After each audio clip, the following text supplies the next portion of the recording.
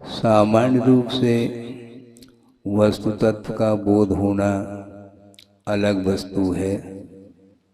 सम्यक ज्ञान चारों गति में पाया जा सकता है, क्योंकि सम्यक की उत्पत्ति चारों गति में होती है और उस सम्यक ज्ञान के माध्यम से वस्तु का बोध हो सकता है, इसमें कोई संदेह नहीं। किंतु वस्तु तत्व की जो विराटता है, जो गूढ़ता है, जो सूक्ष्मता है, उसका स्पष्टीकरण करने के लिए गणधर परमेष्टि की आवश्यकता पड़ती है। द्वादशांग की रचना गणधर परमेष्टि ही करते हैं। वे श्रुत केवली माने जाते हैं। श्रुत केवली अन्य भी हो सकते हैं समोषण में, किंतु गणधर पद ये अपने आप में सर्वोच्च पद माना जाता है। और भी प्रतिगणधरों की भी व्यवस्था होती है, वो अलग है, किंतु जो प्रमुख गणधर के रूप में स्वीकार करते हैं गौतम स्वामी के लिए।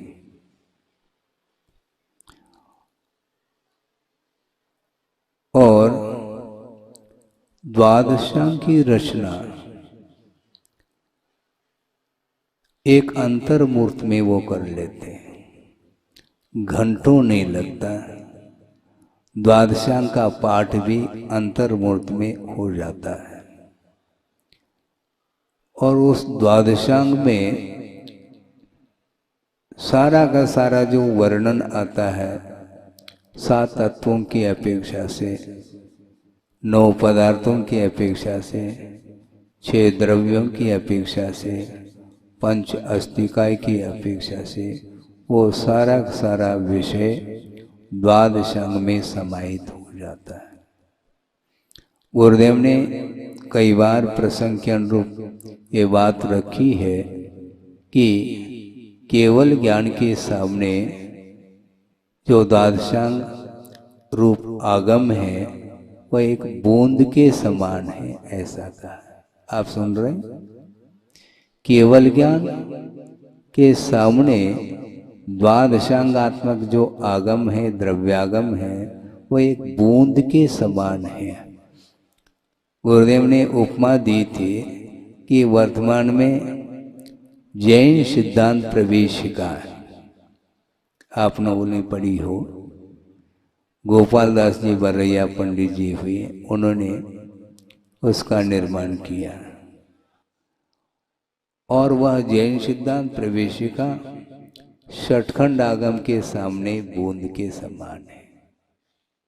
उसी प्रकार द्वादशांग के सामने षटखंड आगम भी बूंद के समान है और द्वादशांग पूरा पूरा जो सकल श्रुत है वह केवल ज्ञान के सामने वो बूंद के समान है।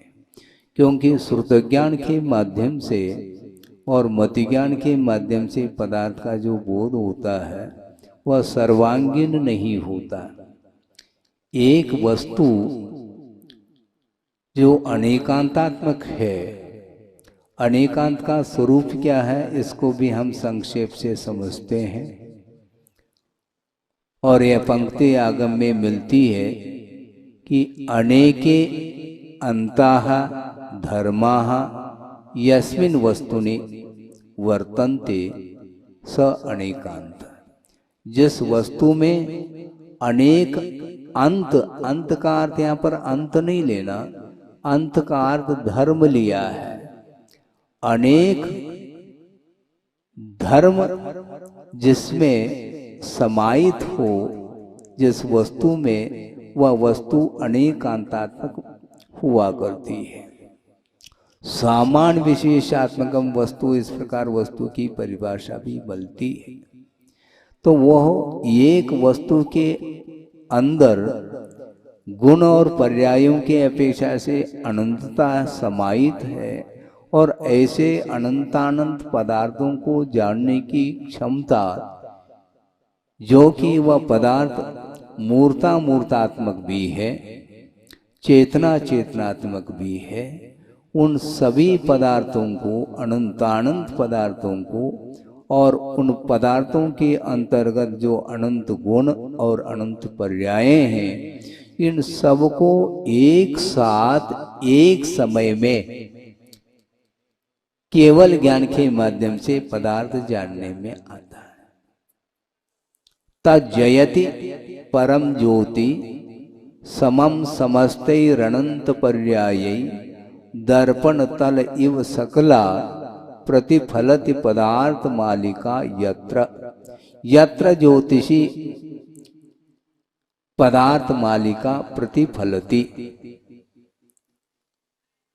समम समस्ते अनंत पर्याय। अनंत पर्यायों के साथ वो सारा का सारा वह पदार्थ जो माला के रूप में कहा है, वह प्रतिफलति कुत्र यत्र ज्योतिषी, जिस केवल ज्ञान रूपी ज्योति में वो सारे पदार्थ प्रकाशित हो रहे हैं एक समय में। क्योंकि केवल ज्ञान क्रमिक नहीं हुआ करता, क्रम से पदार्थों को नहीं जानता वो पर केवल ज्ञान। क्रम से यदि जानेगा तो संपूर्ण पदार्थों को जानने के लिए अनंत काल भी लग जाए, तब भी वो सारे पदार्थ जानने में नहीं आ सकते। किंतु आचार्य कहते हैं सर्वद्रव्य पर्यायेषु केवलस्य, केवल ज्ञान का जो विषय है वह संपूर्ण पदार्थ है और संपूर्ण पर्याय हैं। इन सबको एक साथ एक समय में जानने की क्षमता रखता है। इस प्रकार वह केवल ज्ञान है। इसलिए केवल ज्ञान के माध्यम से समस्त पदार्थों को जानने के उपरांत अब श्रुत ज्ञान के माध्यम से जो हम और आप जान रहे हैं उसका अनंतवा हिस्सा ही जानने में आता है। किनको? गणधर परमेष्टि को। केवल ज्ञान के माध्यम से संपूर्ण पदार्थ को जानने के उपरांत भी भगवान के जो दिव्य ध्वनि खिरती है उसमें वह सारा पदार्थ नहीं आ सकता। उस दिव्य ध्वनि में उसमें भी अनंतवा हिस्सा ही आता है। इसलिए आगम में ये उल्लेख है अनंत बहुभाग जो विषय हैं, ज्ञेय पदार्थ हैं, वो सारे अकथ्य है ऐसा कहा, अर्थात जिनका कथन किया नहीं जा सकता। कथन करने के जो अयोग्य होते हैं उसका नाम अकथ्य कहा है और अनंतवा भाग ही कथन करने में आता है और उसमें भी उस दिव्य ध्वनि का भी अनंतवा हिस्सा ही गणधर परमेष्टि के द्वारा जानने में आया है। और दिव्य ध्वनि का आधार लेकर के गणधर परमेष्टि ने अंतर्मूर्त में द्वादशांग की रचना की है और वो श्रुतज्ञान के माध्यम से पदार्थ का विश्लेषण, सर्वांगीण विश्लेषण, एक गुणधर्म को लेकर के मुख्य और गौण पद्धति से उन्होंने विश्लेषण किया है। एक पदार्थ है वह नित्य भी है और अनित्य भी है। महाराज ये क्या कहना चाह रहे हैं? यह स्ववचन बाधित जैसा हो रहा है। आप जिस पदार्थ को नित्य कहना चाहते हैं उसी पदार्थ को आप अनित्य भी बोल रहे हैं। यही तो अनेकांत है। एकांत है कहाँ? क्योंकि विवक्षा को करके ही वस्तुतत्व का विश्लेषण किया जा सकता है। नयों का आलम्बन लेकर के ही विश्लेषण संभव है। ज्ञान के माध्यम से वस्तु की समग्रता ग्रहित हो सकती है, किंतु उसका विवेचन जो होगा वह क्रमशः होगा। प्रमाण के माध्यम से समूचे पदार्थ को जान ले और जानने के उपरांत उस प्रमाण के द्वारा ज्ञात जो वस्तु है उस वस्तु के विषय में एक धर्म को प्रासंगिकता देते हुए, मुख्यता देते हुए वस्तु तत्व का विश्लेषण होता है। इसी का नाम अनेकांत बोलते हैं। महाराज, वस्तु नित्य है तो किस विवक्षा से नित्य है? द्रव्य की अपेक्षा से वस्तु नित्य है। द्रव्य का कभी भी विनाश नहीं हो सकता, यह यथार्थ सत्य है ये। और गुरुदेव ने कई बार ये कहा है श्रमणों के लिए कि देखो, वस्तु हमेशा बनी रहती है, अविनश्वर है। इसलिए वस्तु तत्व का जब चिंतन करते हैं, द्रव्य को विवक्षा बना करके जब चिंतन करते हैं तो भय समाप्त हो जाता है। क्यों? जो वस्तु मिटेगी नहीं तो डर किस बात को लेकर के होगा? न मे मृत्यु कुतो भीति, मेरी मृत्यु संभव नहीं, मेरा विनाश संभव नहीं, तो डर किसको लेकर के होगा? न मे मृत्यु कुतो भीति, न मे व्याधि कुतो व्यथा, नाहम बालो न वृद्धो हम, न युवैता निपुद्गले।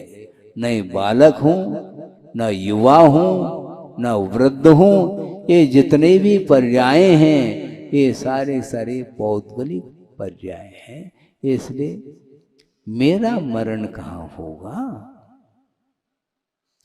इस प्रकार द्रव्य का आलम्बन लेकर के चिंतन करते हैं तो निश्चित रूप से अविनश्वरता का भान होता है। इसलिए डर भीति समाप्त होती है। मुझे कौन मारने वाला है? मुझे कौन दहशत दे सकता है?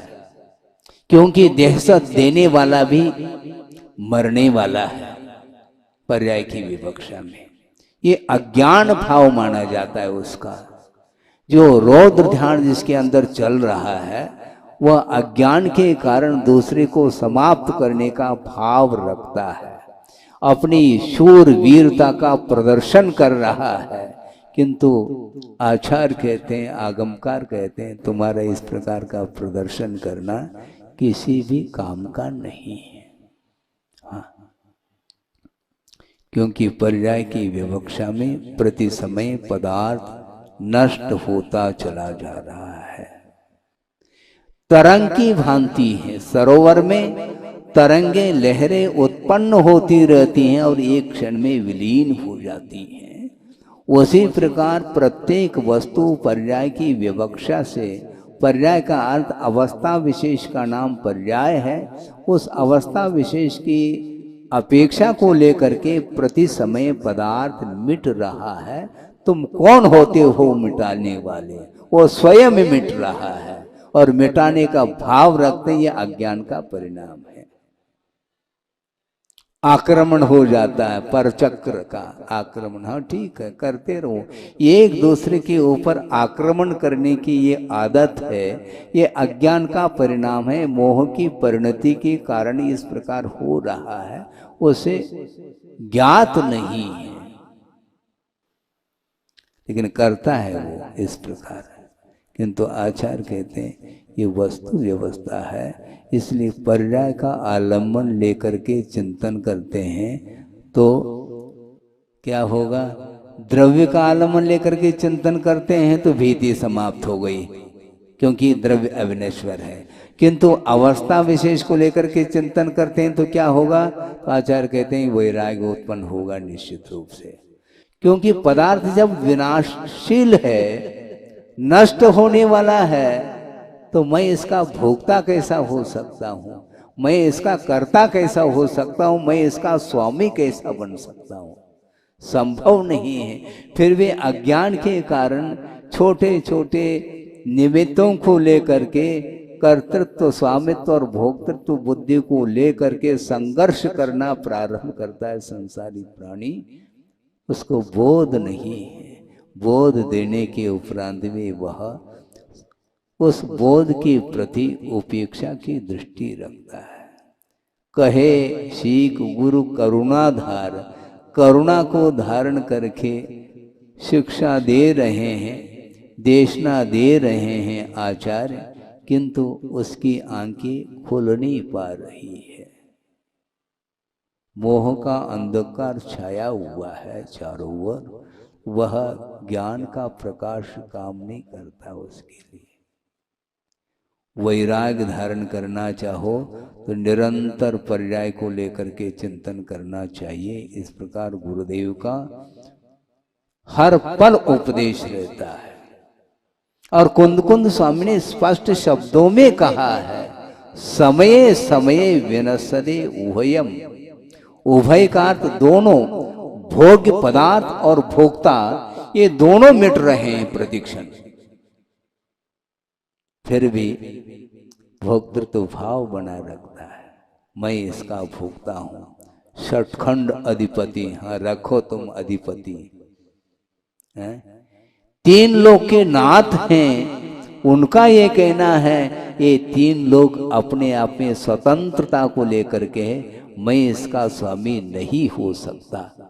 आप उनके लिए कह रहे हैं आप तीन लोग के नाथ, किंतु वो तीन लोग के नाथ को वो स्वीकार करते नहीं भगवान।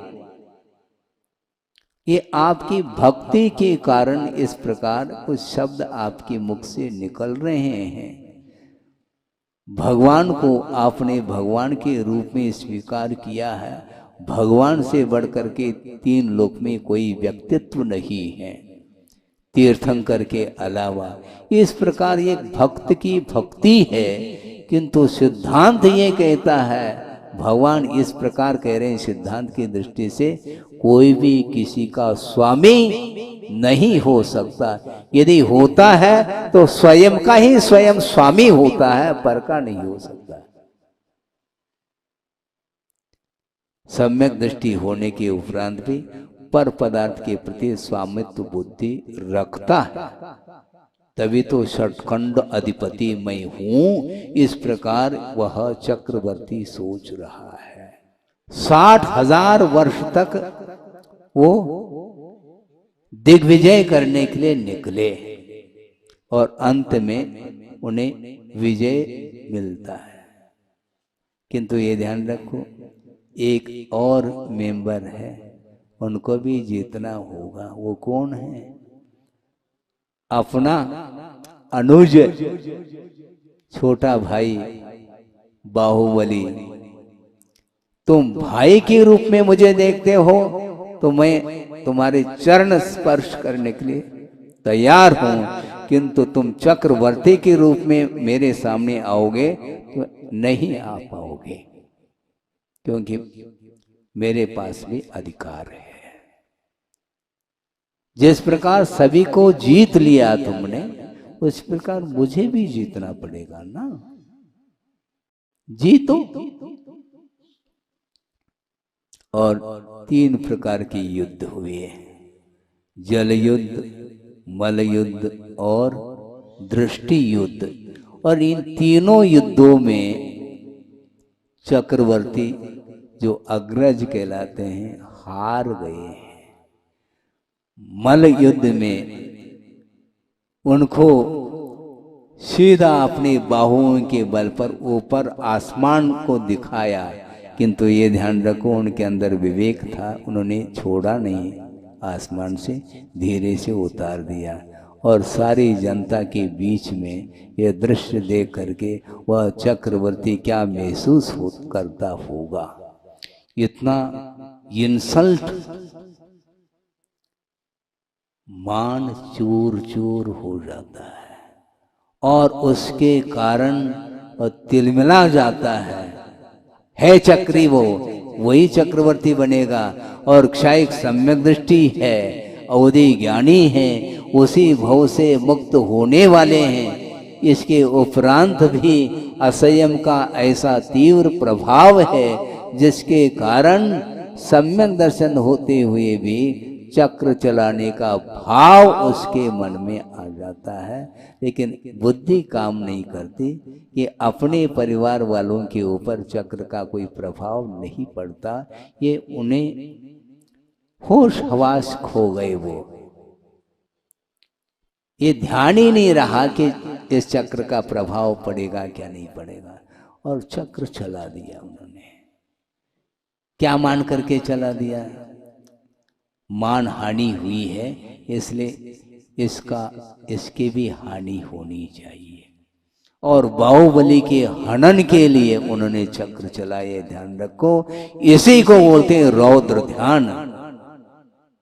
रौद्र ध्यान कितने भेद हैं उसके? हिंसानंद, मृषानंद, चौर्यानंद, परिग्रहानंद, किंतु स्वरूपानंद नहीं है, ध्यान रखो। सुन रहे हैं आप? हैं? सुन रहे हैं? 4 प्रकार के आनंद आ गए। हिंसा, झूठ, चोरी और परिग्रह, इनमें आनंद का अनुभव कर रहा है, किंतु उसे स्वरूप का आनंद नहीं आ सकता। इसी को बोलते हैं आचार अज्ञान का यह फल है। हालांकि उसके पास सम्यक दर्शन है, श्रद्धान है वस्तु तत्व के ऊपर, इसके उपरांत भी असंयम के कारण वह इस प्रकार वह कर रहा है, और चक्री हार गया। इसके उपरांत बाहुबली को भी वैराग्य हो गया। अब तुम्हें बनो चक्री, मुझे कोई आवश्यकता नहीं। यह वैभव, इसका स्वामी तुम हो, मैं नहीं हो सकता, तुम बने रहो। और वो निकल गए। वस्तुतः ये अज्ञान है, इसके उपरांत भी बात समझ में नहीं आती मैं क्या बोल रहा हूं। प्रत्येक समय जब पदार्थ विनाशशील है पर्याय की विवक्षा में, तो किसको सुरक्षित रखने का भाव मन में आता है? लेकिन आता है। आप लोग अपने अपने घर को छोड़ करके आए हैं, उस घर के प्रति स्वामित्व भाव आपका है क्या नहीं है? यदि नहीं है तो ताला क्यों डालते हैं आप? हैं? ताला क्यों डालते हैं घर के लिए? अलीगढ़ कंपनी का है? ऐसे बोलते थे गुरुदेव, हैं? अलीगढ़ कंपनी का ताला डालो और चाबी अपने पास रखो। हैं? बहुत कठिन होता है। फिर भी कहो कि मेरा पर पदार्थ के प्रति कोई स्वामित्व भाव नहीं है, संभव नहीं है। इसलिए श्रावणवदी प्रतिपदा के दिन दिव्य ध्वनि खिरी और उसका विश्लेषण गणधर परमेष्टि आसीन है प्रभु के चरणों में, और वे दिव्य ध्वनि का आलम्बन लेकर के द्वादशांग की रचना की है, और समय समय पर उसका विश्लेषण वो करते चले जाते हैं। इसके उपरांत भी उनके अंदर कोई भी मद नहीं है। श्रुत केवली हो गए फिर भी मद नहीं है। द्वादशांग की पाठी है, इसके उपरांत भी मद नहीं। जबकि द्वादशांग की पाठी इंद्र भी हुआ करता है, किंतु इंद्र को श्रुत केवली की संज्ञा नहीं मिलती, न उनको गणधर पद मिल सकता है, क्योंकि असंयम की भूमिका में द्वादशांग का क्षोभम, श्रुत ज्ञान का क्षोभम हो सकता है, होता है, इसमें कोई बाधा नहीं। जो अहमिंद्र होते हैं सर्वार सिद्धि आदि के, उनके पास भी द्वादशांग क्षोभमात्मक ज्ञान रहता है। इसके उपरांत भी उनके पास संयम नहीं है। ये संयम का परिणाम है। संयम के बिना मात्र ज्ञान के माध्यम से प्रभावना नहीं होती। यदि ज्ञान के माध्यम से प्रभावना होती तो मैं ये पूछना चाहता हूं, वृषभनाथ भगवान युग के आदि में हुए और उनकी उम्र कितनी थी? 84 लाख पूर्व की थी। इसके उपरांत भी 83 लाख पूर्व तक कहां पर रहे? महल में रहे, हवेली।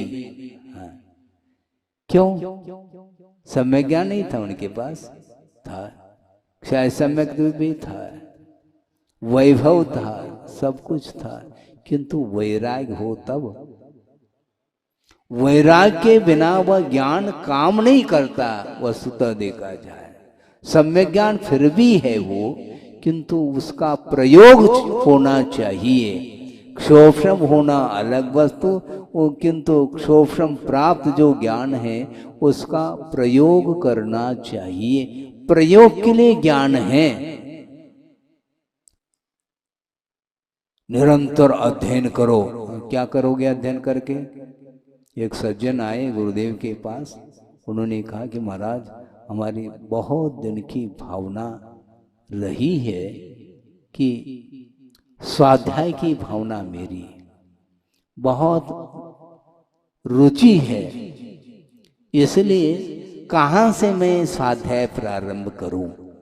इस प्रकार उन्होंने गुरुदेव के सामने अपने विचार रखे, तो गुरुदेव ने उत्तर दिया। वो उत्तर सीधा नहीं देते, वो प्रति प्रश्न के रूप में उन्होंने प्रति प्रश्न किया गुरुदेव ने। बहुत अच्छी बात है, स्वाध्याय की भावना आपकी है, किंतु ये मन में आया है क्या तुम्हें कि स्वाध्याय किमर्थम, स्वाध्याय क्यों करना चाहिए? स्वाध्याय करके आप करना क्या चाहते हैं, यह महत्वपूर्ण है। स्वाध्याय करना महत्वपूर्ण नहीं, स्वाध्याय क्यों करना। देव वंदना करना महत्वपूर्ण नहीं, देव वंदना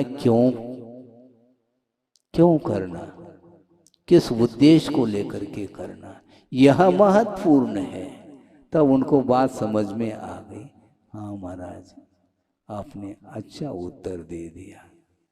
वस्तुतः कर्म क्षय के लिए, संसार से ऊपर उठने के लिए, मोक्ष प्राप्त करने के उद्देश्य को लेकर के ही निरंतर स्वाध्याय आदि ये अनुष्ठान किया जाता है। स्वाध्याय अपने आप में, मैं आगम की बात आपके सामने रख रहा हूं कि मूलाचार आदि ग्रंथों में श्रमणों के जो 28 मूल गुण होते हैं उनका वर्णन किया गया है, किंतु 28 मूल गुण जो श्रमण के होते हैं उसमें 6 आवश्यक भी हैं। 5 महाव्रत, 5 समिति और 5 इंद्रिय दमन, 6 आवश्यक और 7 शेष गुण। इस प्रकार ये 28 मूल गुणों की संख्या हो गई। इसमें जो 6 आवश्यकों का जो क्रम आता है उसमें स्वाध्याय को अंतर्भूत नहीं किया। अर्थ क्या हुआ? श्रवण के लिए भी स्वाध्याय करना कंपलसरी नहीं, क्योंकि मूल गुण है। और स्वाध्याय किस में आता है? आपने स्वाध्याय तो बहुत किया होगा। ये स्वाध्याय किस में आता है? मूल गुण में आता है? नहीं आता है। फिर किस में आता है? उत्तर गुण में इसको लिया है। उत्तर गुण मूल गुण के विकास के लिए उत्तर गुण को रखा गया है। और उत्तर गुण में जो स्वाध्याय है वह 12 प्रकार की जो तप है उसमें 6 बाह्य तप और 6 अंतरंग तप है। वो 6 अंतरंग तप के भीतर वह स्वाध्याय को स्वीकार किया है। आपके पास कौन सा तप है मुझे बोलो?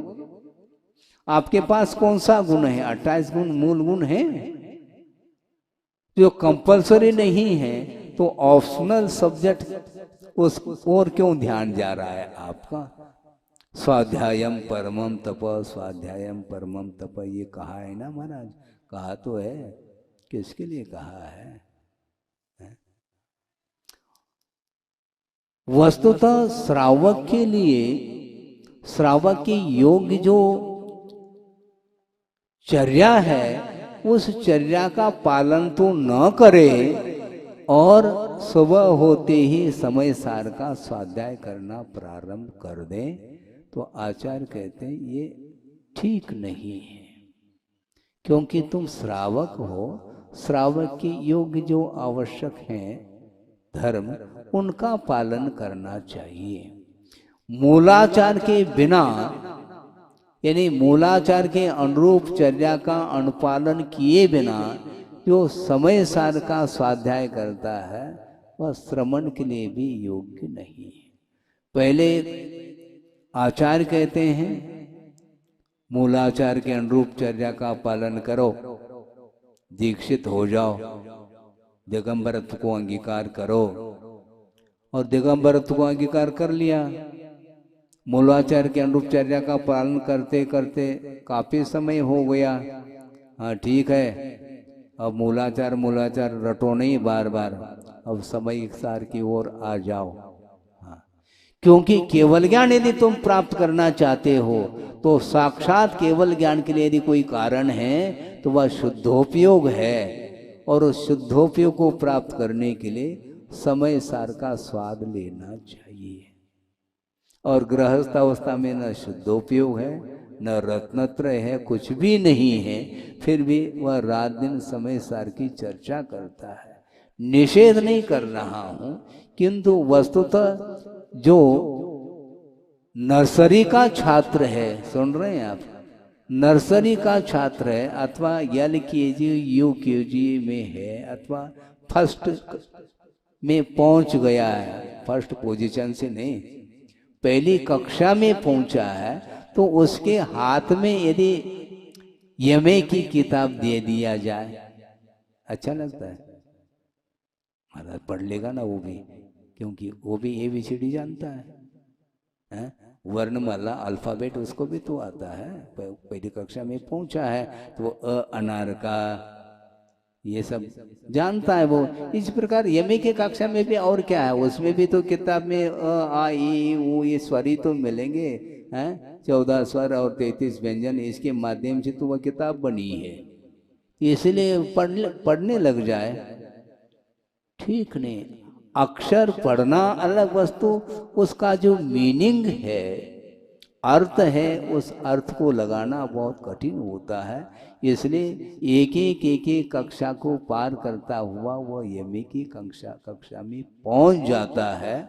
उसी प्रकार श्रावक को भी ये चाहिए कि सर्वप्रथम अष्टमूल गुणों का पालन करे, इसके बाद धीरे धीरे श्रावकाचार के अनुरूप अनुव्रतों का, प्रतिमाओं का भी पालन करने के लिए पुरुषार्थ करे, क्योंकि श्रावक की यही भूमिका है। और श्रवण की भूमिका में मूलाचार और मूलाचार के उपरांत समय सार का स्वाध्याय वो करता है। तो ऐसी स्थिति में पर वस्तु के प्रति स्वामित्व भाव संभव नहीं है श्रवण के लिए, किंतु श्रवण की भूमिका से जो नीचे है वह हमेशा पर वस्तु के प्रति स्वामित्व भाव रखता है, अपनी शूरवीरता का वह प्रदर्शन करता है, किंतु श्रवण बनने के उपरांत आचार्य कहते हैं शूरवीरता की आवश्यकता नहीं। अब वीर रस की कोई आवश्यकता नहीं, अध्यात्म रस की आवश्यकता है। प्रवचनों में कई बार गुरुदेव ने कहा हमें शास्त्रार्थ नहीं करना है, शास्त्राभ्यास करना है। सुन रहे? मुझे किसी के साथ संघर्ष नहीं करना, सामने वाला यह शत्रु है इसके ऊपर प्रहार करो, गलत बात है।